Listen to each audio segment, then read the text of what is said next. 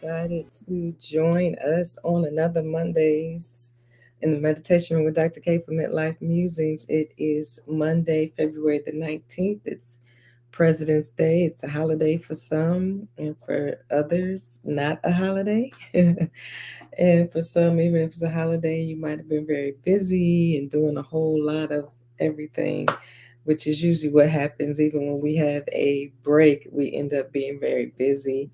But all is good, all is well. Welcome to another edition of Mondays in the Meditation Room with Dr. K for Midlife Musings. This is the sacred space and place where you will find all things enlightenment and empowerment for Black women in midlife. It's for all women, but in particular, we're paying special attention to Black women as we experience this season often different than other women. And so we are grateful. We are not going to get stuck in the mantra of midlife crisis and this is the end and woe is me. We are deciding to redefine, reimagine, rediscover, yes, this season of rebirth for us. And it is a season that we get to walk fully and on purpose and unapologetically in our greatest selves as we reprioritize our joy and our peace. As my book says, yes, the enlightened woman, we are in our season where we need inspiration and we need to reflect to rediscover the joy of being who we are in midlife and beyond. So, welcome. Hey, whether you're watching live or whether you're watching the replay, I'm so glad you joined me on tonight. We are going to continue in the conversation in this month of February. It's Black History Month. Yes, we are loving the skin we are in. And as my husband always says, this is the time that we become more aware of God's story in Black and what a story it is of resilience and bounce back and power and empowerment and tenacity and brilliance.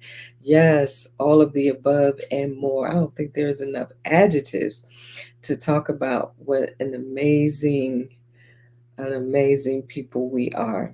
And when you are for something, it doesn't necessarily mean you're against anything else. So there's enough love to go around for everyone. Yeah. All right. I'm grateful. So come on in, call your sister, text your sister, email your sister, tell her it's time for Mondays in the Meditation Room with Dr. K for Midlife Musings. I just love our community because we encourage each other. We teach each other. It's not just me when I have guests, special guests, if it's just me, we're here to encourage and empower and strengthen each other so that we know that you are not on this journey alone. Right, so it's February, it is love month, it is heart health month, and in particular for Black women, that can be a very precarious place because a lot of us deal with heart issues, heart ailments, heart disease, and a lot of it is preventable. But we need to acknowledge that the inequities in the health system sometimes causes Black women to suffer longer with heart ailments, or by the time they get to the doctor and somebody's listening to them, they are in cardiac arrest, full or mild, or whatever the case may be. It can be detrimental. Heart attacks and heart diseases is the number one killer of women, and so we need to be mindful of that. Right, so this is Heart Health Month, and Red Dress for Heart Health is usually like the first or the second Friday. And at our church, we had the opportunity to celebrate it on yesterday, bringing awareness to how important our hearts are and that we need to take care of them, literally and figuratively, which is what we're going to continue to talk about on tonight.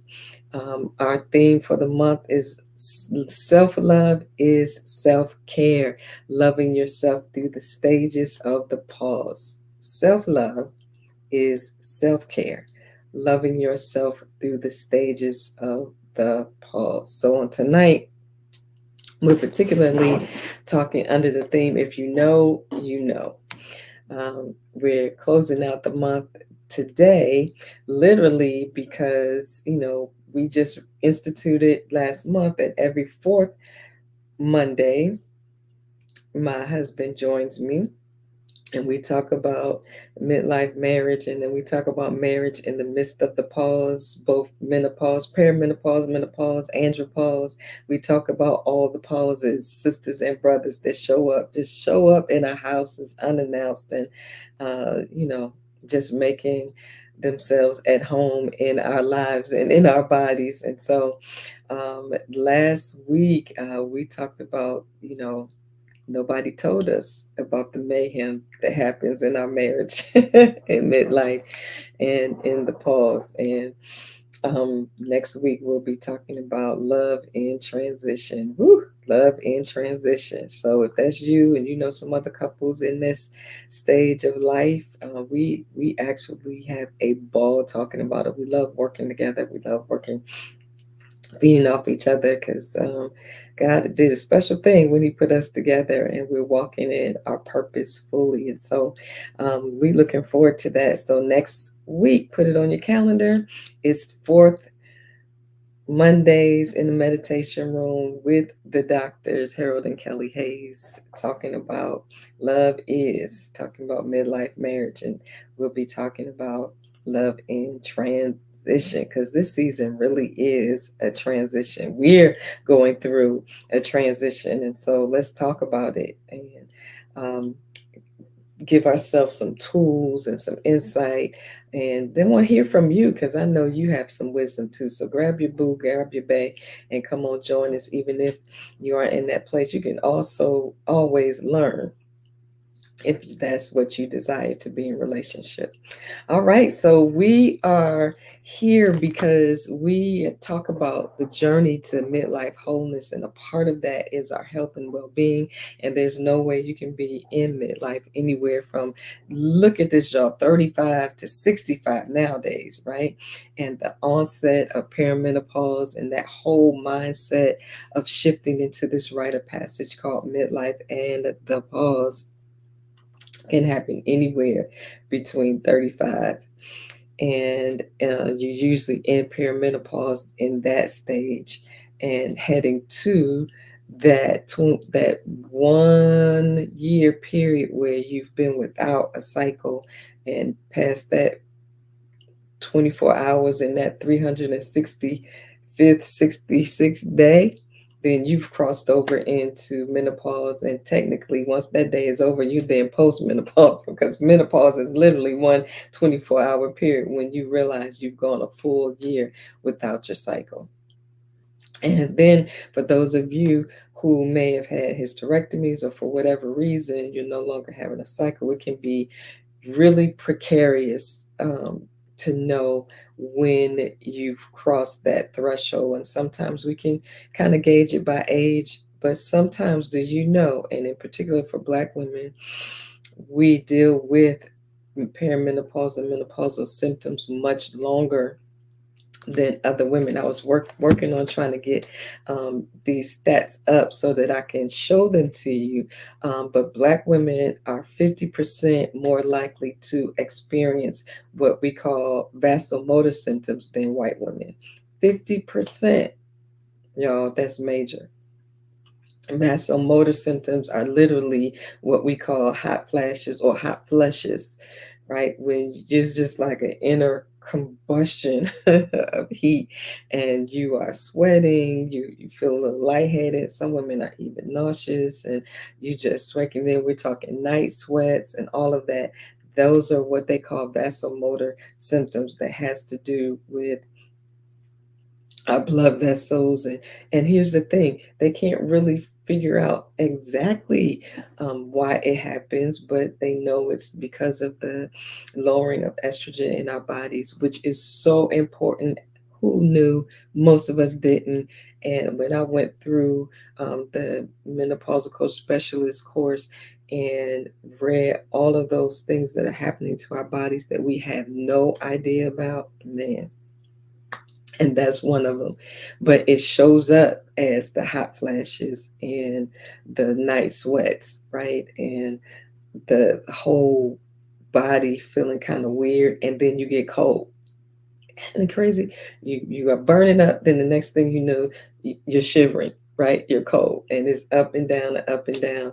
And but for black women, did y'all hear that 50% of black women are more likely to experience those vasomotor symptoms than white women, right? And then check this out. This is Black History Month. That's why we're focusing on this in this particular episode. Black women have higher rates of depressive symptoms during menopause at 20% versus 13% of white women. Y'all, did you hear what I said? Black women have higher rates of depressive symptoms during menopause at 20% versus 13% of white women. And you might say, what's, those depressive symptoms? Those are what you might call the blues. Those are sad days, or you can't focus and you lose your oomph, you lose your zeal, you lose your vim. You would prefer to just stay in bed. You feel really tired and fatigued for no reason. You don't find joy in the things that you used to find joy, and you having those mood swings up and down, and the pendulum goes from one end to the other. You feel angry, you feel unsettled, you just don't feel yourself.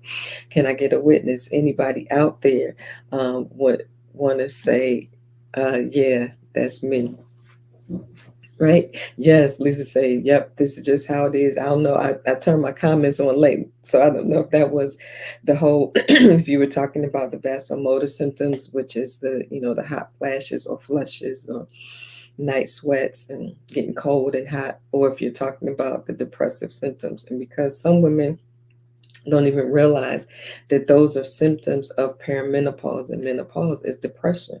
We don't talk about it often because it's like we only talk about hot flashes, but yeah, those that sadness that can kind of come over you, and one minute you are like can take on the world, the next minute you're just there's like a blanket that comes over you and you feel sad, you feel blue.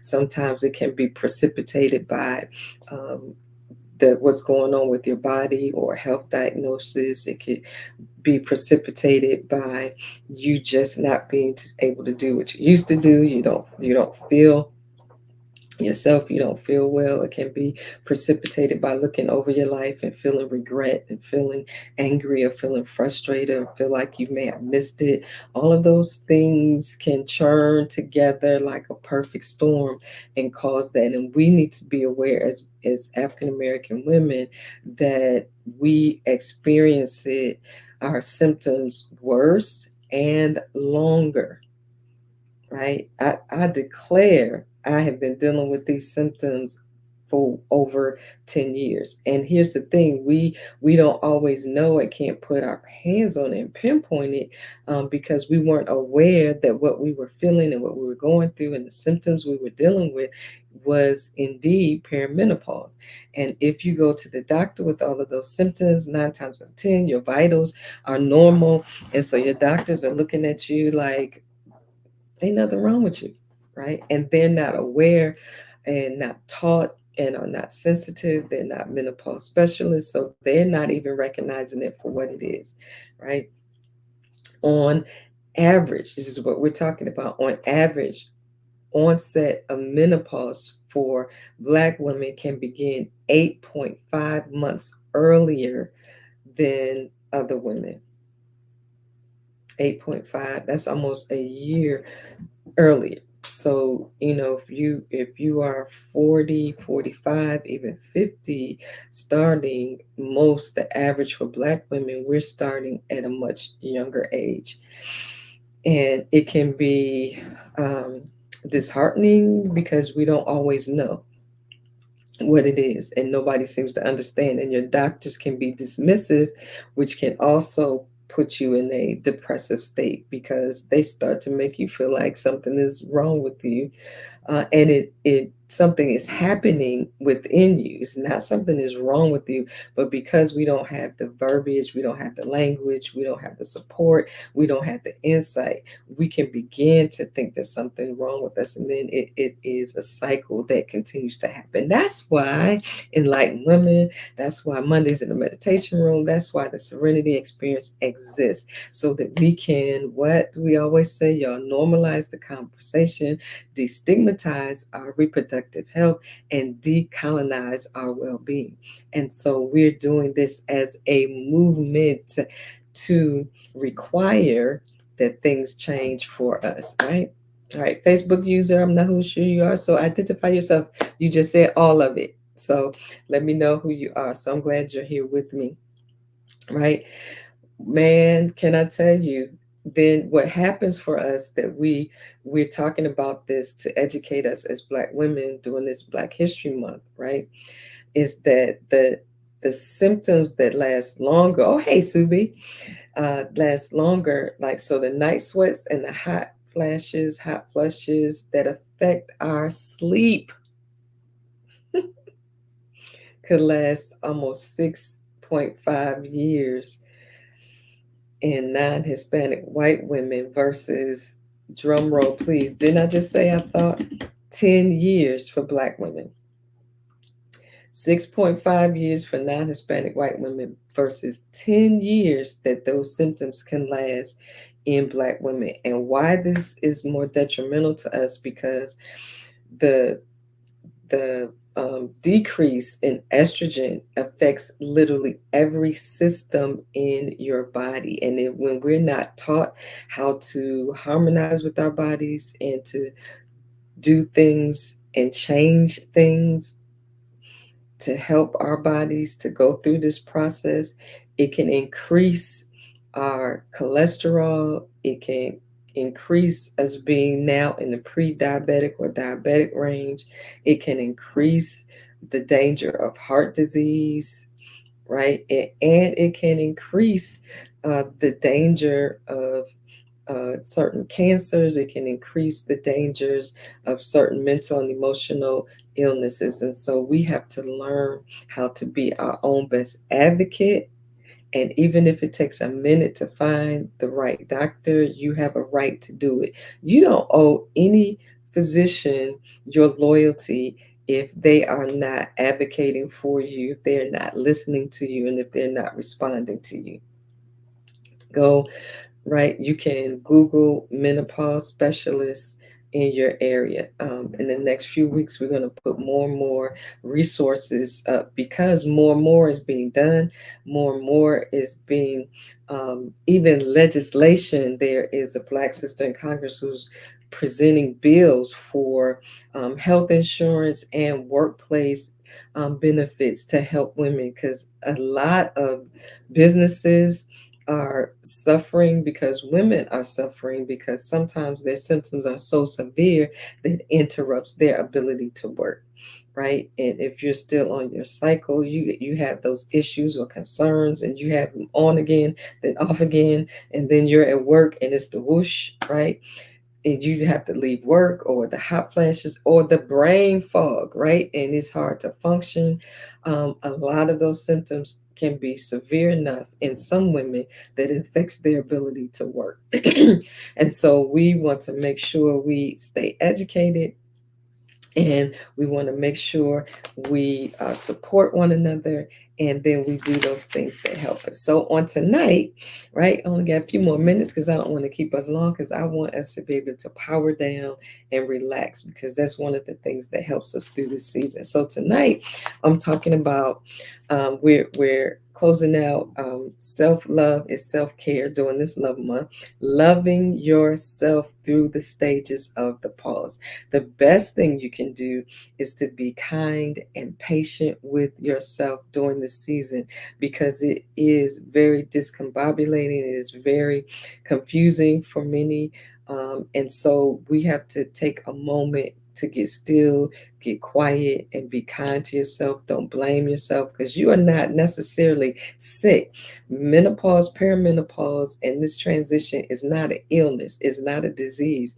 It is the normal part of our body as it transitions us to begin to focus on different things in our lives.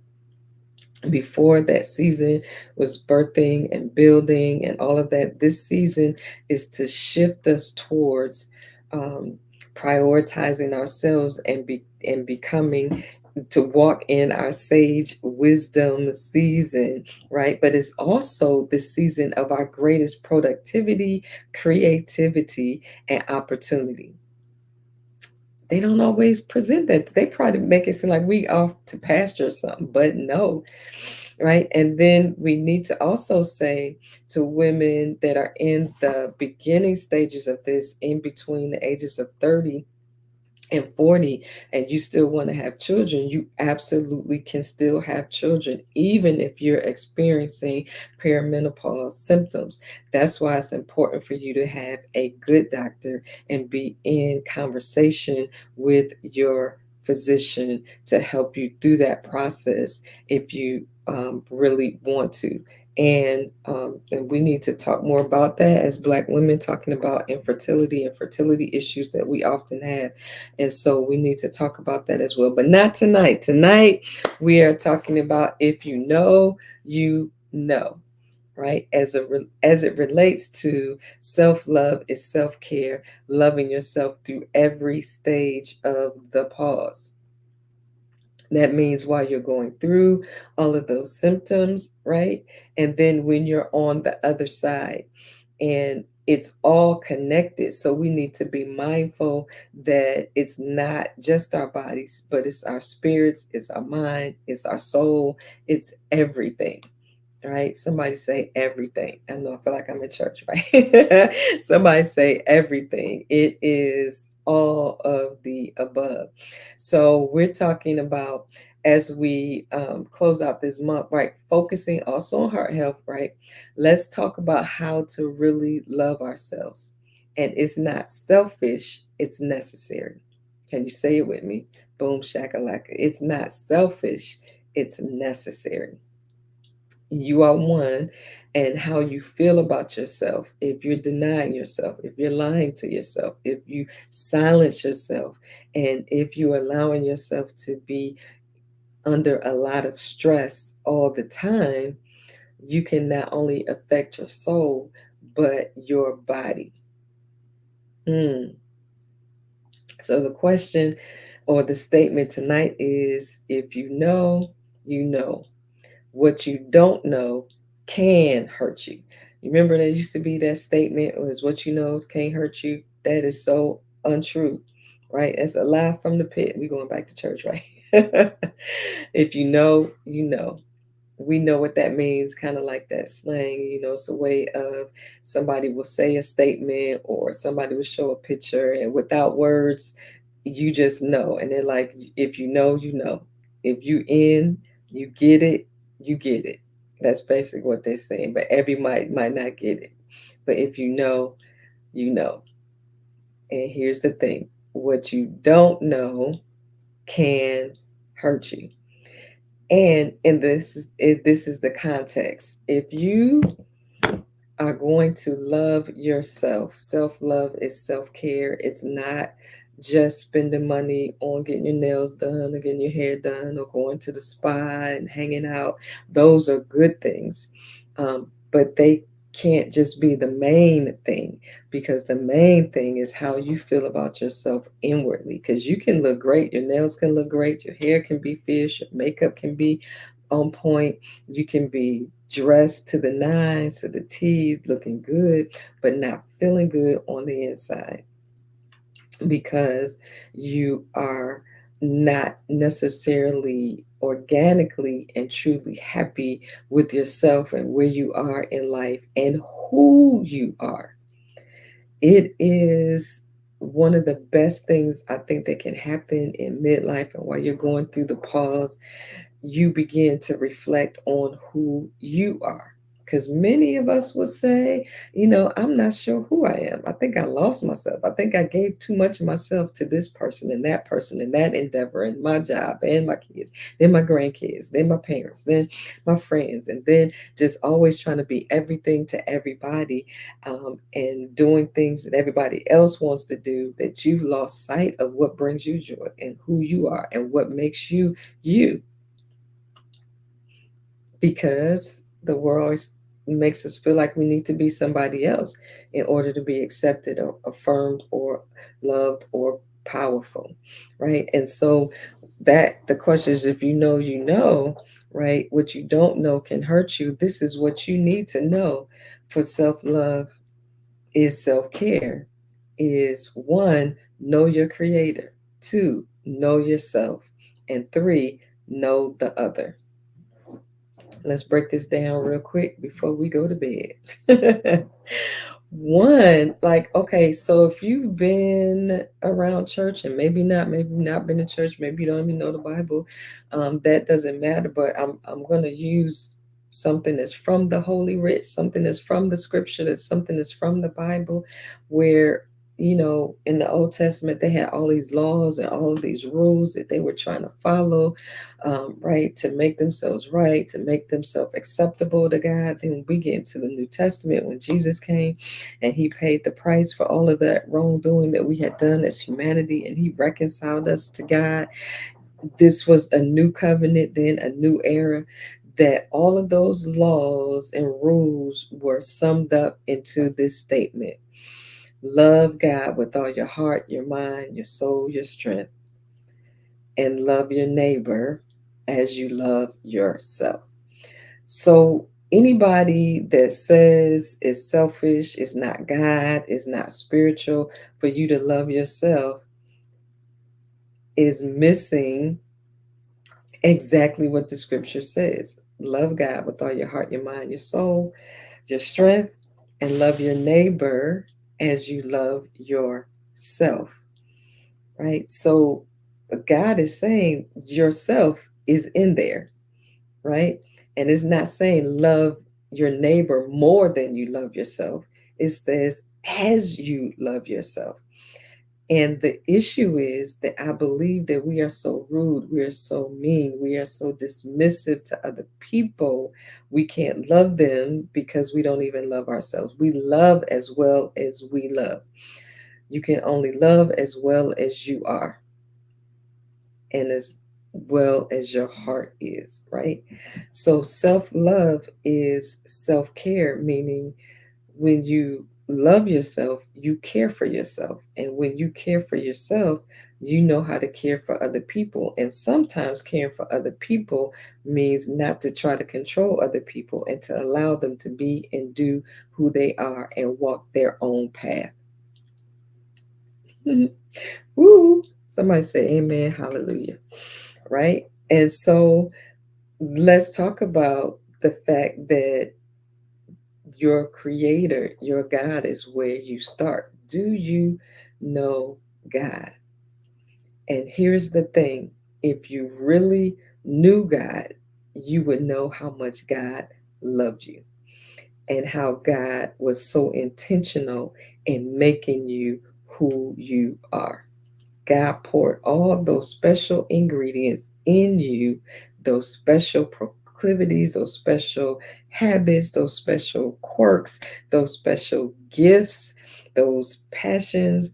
God poured into you as your unique being to be who God created you to be. So your self-love doesn't even start with you. It starts with God, because God had an intention for you when you were born. This has nothing to do with your birth circumstances. This, whether they were good or whether they were great or whether they were, questionable. And we're the ones that's always trying to say something is questionable. But if God allowed you to be present, God wasn't studying none of that either.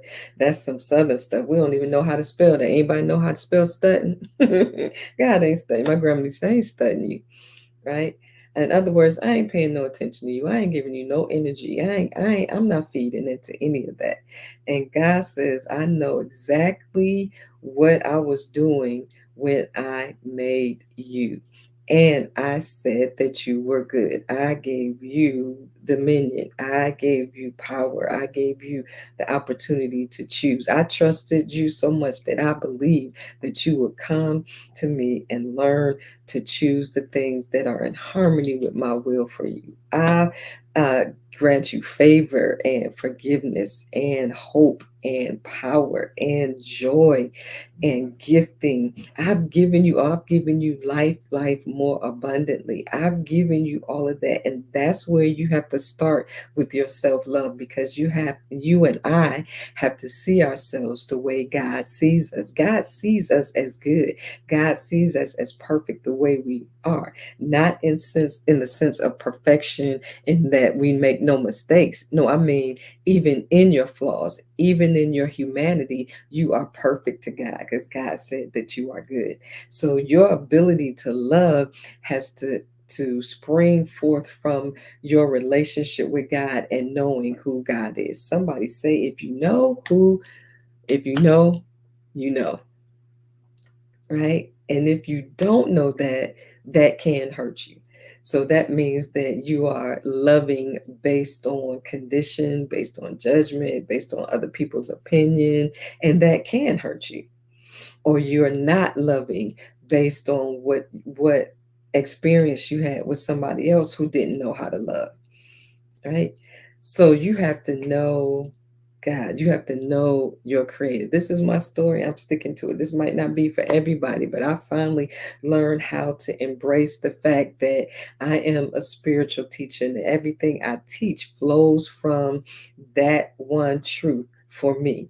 Right. And if that's not for you, then you have to find somebody else who's teaching from another vantage point. But mine, everything that I teach is focused on me knowing who I am in spirit and who God is and who God has made me to be. I tried all that other way. I tried to mix it all up, and God said, nope, come back to the middle. Come back to your North Star. Come back that you know, that you know, that you know, right? So that's where we start. Self love is godly, self love is necessary, self love is divine, because God says we love God as we know as much as who God is. And that's how we love our neighbor, as we love ourselves. And you can't love yourself until you, number two, know yourself. How you gonna love yourself if you don't know yourself? You can't be loving the fake you and the false you and the you making up to be so everybody else would think you something that you're not, right? Or contorting yourself to be something that you're not, right? And but can I tell you, something happens when you cross over that line? I don't know, it's something about 50, 50, 55, and even sometimes earlier, you cross an invisible line and you don't know when you crossed it, but all of a sudden you was like, I don't care. Y'all can do whatever you want. I ain't gonna fix it. I ain't gonna fix it no more. I ain't trying to live for you. It don't matter to me. I'm not looking at you for your approval. You just wake up one morning and you like, I don't give a hoot. You can put in whatever you want to put in there, but right? And you begin to release all those woulds and shoulds, right? You release all of that, and you are looking for a more authentic, organic existence. You want it simple. Woo! Y'all. Yes. And when that happens, you then also begin to reflect, and you like, no, I'm not going there. I didn't even like doing that anyway. I was just doing that because, I wanted to fit in, so I went. I ain't wearing that no more because that don't fit. I ain't gonna be uncomfortable. I'm not gonna not be able to breathe. Mm. Somebody talk back to me. Know yourself. So that's why I love this season, because this is a season where you get to reflect and reclaim your true self, right? That, and then you're comfortable and you embrace it. So if you know, know yourself. I know that I don't like that. I know that I don't want to do that. I know that that's not truly me. I know that I don't feel like I need to perform anymore. That the people who truly get me and know me, because here's the thing, you want people to love you for you, not for who you've been pretending to be for years. You want authentic friendships. You want authentic relationships. Oh, I love that. Lisa's saying, when you know, you grow. Yes. Yes, that's what we're talking about. This is the season that we grow, the season that we evolve. We become more of our authentic self as we shed, right? All of that other stuff that has been holding us down and weighing us down. And getting to know yourself is not about forgetting your experiences. It's not about acting like certain things didn't happen to you. All of the things that happen to you, good, bad, ugly, wonderful, painful, all of that, it creates the mosaic of your beautiful life. It's part of your story, it's part of your testimony, it's part of your humanity and how you relate to one another. Yeah, so you get to know yourself. And when you free your heart up from that, you open your heart for God to fill it with opportunities that you didn't even think was available to you because you're open. So you begin to attract the things that you were once repelling because your spirit was not ready for it, because you were not being your authentic self. Self love is self care, y'all. Loving yourself through all the stages of the pause. And it doesn't matter how long it took you to get here or how long it's taking you to continue to get to where you're going to be. Know yourself, right? Know what's in your heart. Know where the trigger points are and why they are, so that you can live with some sense of emotional intelligence, so that you're not going off on everybody and walking in a space of anger and frustration, so that you're living more at peace with yourself. When you make peace with yourself, you don't have any reason to go to war with everybody else, because what they do don't affect doesn't affect you the way it used to. Woo, y'all. If you know, you know your God, know yourself. And here's the other thing. And I was like, Spirit, what is this? Know the other. Know the other. Know your God, know yourself, and know the other. Right? When you know yourself, you know both your shadow and your shine. You know both sides of the coin of you. And you have to learn how to embrace them both. But then you have to know the other. You have to know that other people are going through the same journey as you are. That doesn't mean that you have to know everything about other people, but that you can acknowledge that you don't need to be angry with other people for the decisions that they have made in their lives, even if it affects you negatively or it caused some challenge. You get to determine how you respond to other people's actions. But you need to know people well enough to know what kind of boundaries you need to set with them, how much energy you're willing to give them, because you know them.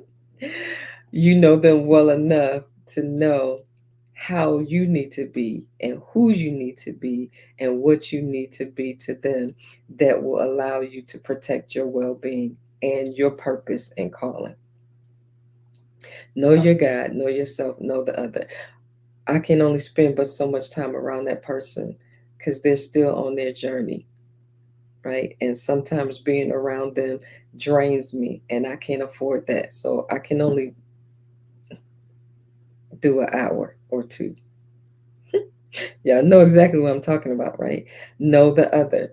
Know them. You don't have to judge them to know them. You don't have to be mean. You don't have to do any of that. And you can set boundaries without even telling people you set boundaries. You just control your time and your energy. When you know somebody, you know in this particular season of their life, this is how they're going to respond. So I'm not going to create that negative energy if I don't have to. Do you understand the words that are coming out of my mouth? And that's self-love. Will you guard your own peace, right? When you know that somebody loves to create storms and drama and wreak havoc because they're still on their journey of healing.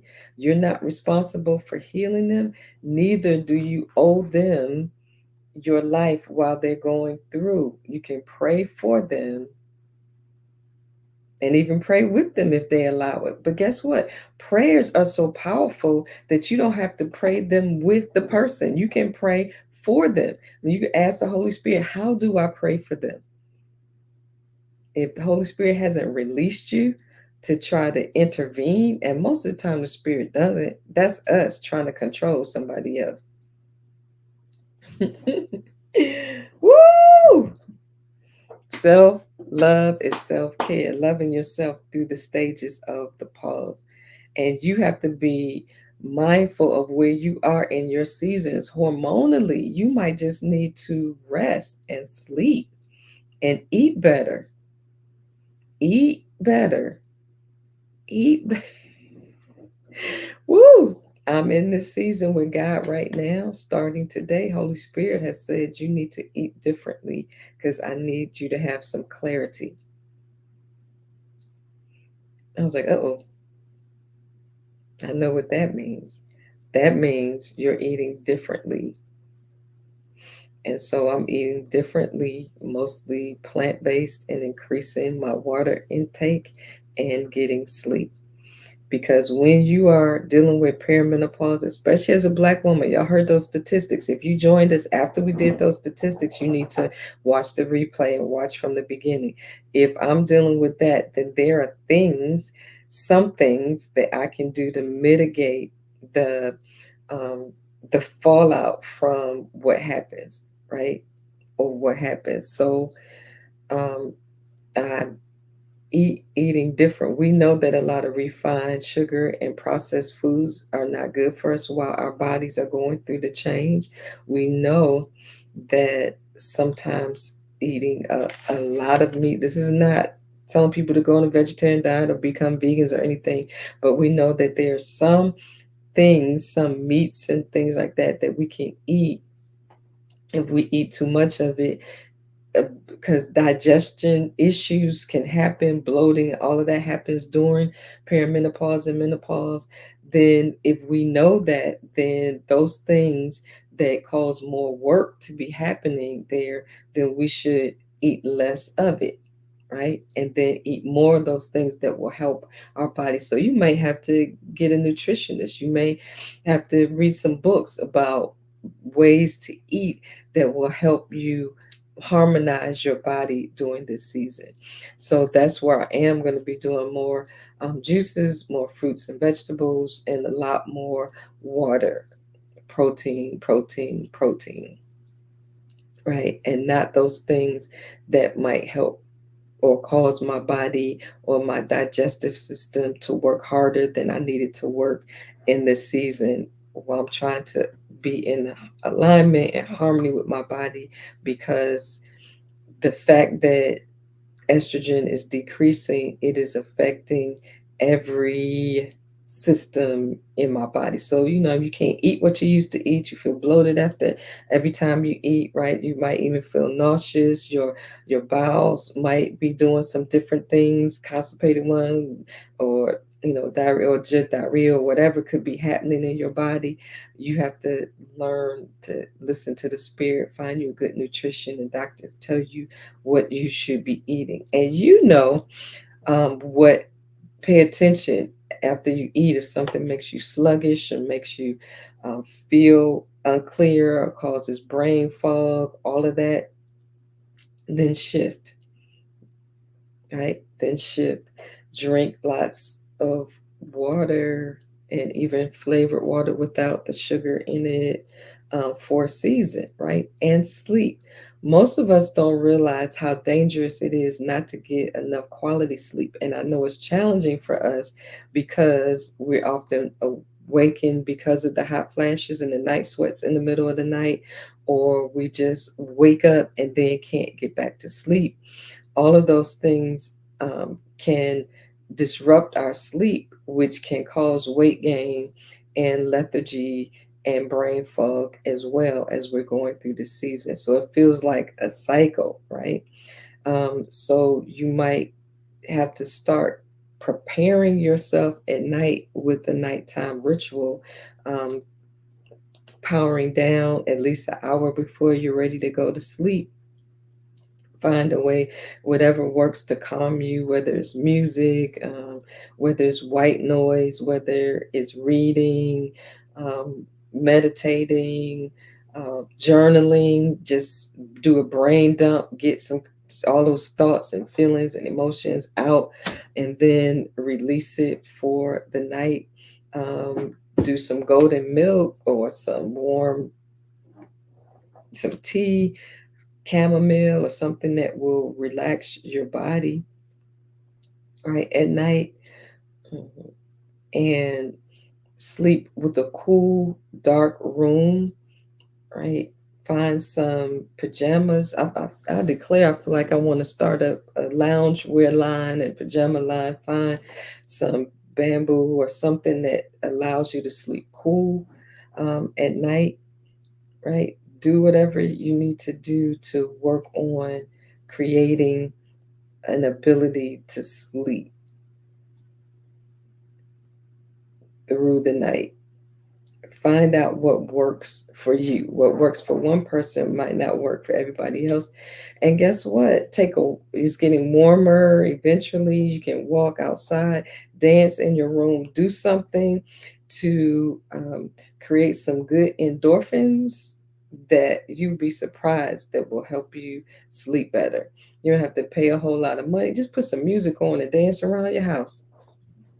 Right? If you got stairs, go up and down your stairs. Do something to exert, to release those good feel endorphins that also causes you to sleep well at night. Maybe not right before you go to bed, but do some type of movement that helps you move some of those toxins and things in your body, right? That might be getting in the way of good sleep. I find that I sleep better when I've worked out, right?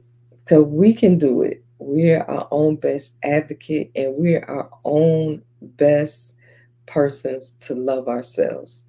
Even if you have somebody that really loves you and honors you, they still can't love you the way you can love yourself because that helps you love them back, right? And take a deep breath in and release it. Take another deep breath in and release it. Put your hand over your heart. And I invite you to repeat after me. Self love is self care. Self love is self care. Self love is not selfish, it's necessary. I commit to loving myself because I know. Woo, take another deep breath in and release. Woo, I love y'all. Thank y'all for hanging out with me in the meditation room. Don't forget to save the date, September 20th and 21st, as we prepare for our Serenity Experience for Women in Midlife, Well, Worthy, and Wealthy. Our theme is Grown Woman Things this year. We're excited. We're going back to the Pearl Modern Spa and Boutique in Columbia, Maryland. Our hotel is the Meriwether Lake House in Columbia, stone's throw away. We're working on our registration page to go live soon. We thought it was going to be a couple of weeks, but I've said I am traveling at the speed of flow. So some things you can't control, but it'll be out soon. So just save the dates, save your monies as we prepare for registration because you're going to have to make your deposit to hold your spot this year. I'm looking forward to it, looking forward to it, looking forward to it. Save the date, September 2021st, the Serenity Experience. Ah, I'm excited. Love y'all. Thank y'all for hanging out with me. And don't forget, next week it is Mondays, special Marriage Mondays in the Meditation Room with the doctors, Harold and Kelly Hayes. Love is a marriage in midlife. We'll be talking about love in transition, y'all. So put it on your calendar. Get your boo, get your bae, and come on out. Absolutely love you. Don't forget, this is the best season of your life. It's time to rediscover the joy of being you in midlife and beyond. Love y'all. See you soon. Bye.